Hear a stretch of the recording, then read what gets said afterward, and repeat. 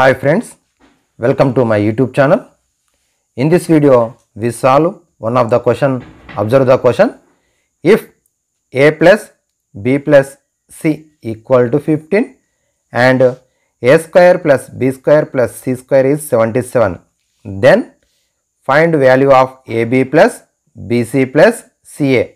The options are 85, 81, 72 and 74. Given the data, one is the condition a plus b plus c equal to 15. Second condition a square plus b square plus c square. Find ab, b plus bc plus ca. We know that the identity, algebraic identity is a plus b plus c whole square equal to a square plus b square plus c square plus 2 times of ab plus 2bc plus 2ca. This one is the one of the identity, algebraic identity. Substitute the values. One is the sum of a plus b plus c, 15 square equal to. Second one is a square plus b square plus c square is given 77. Plus here 2 is the common of these three terms. 2 times of ab plus bc plus ca. Here this one is the equation. So plus 77 is transposed from right to left.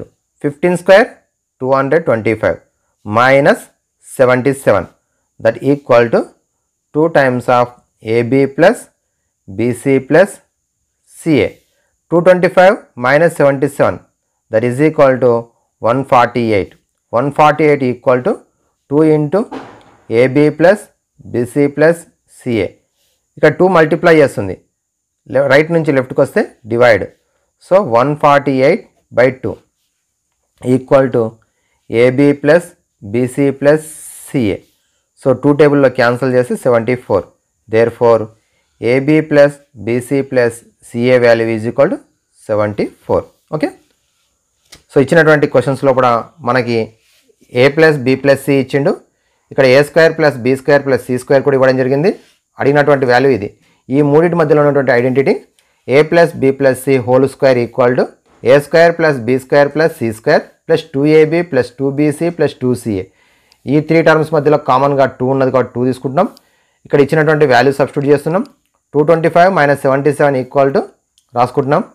మనకు కావాల్సినటువంటిది 148 by 2 చేసినట్టయితే AB plus BC plus CA రావడం జరిగింది. Okay, thank you. Like, share and subscribe my YouTube channel.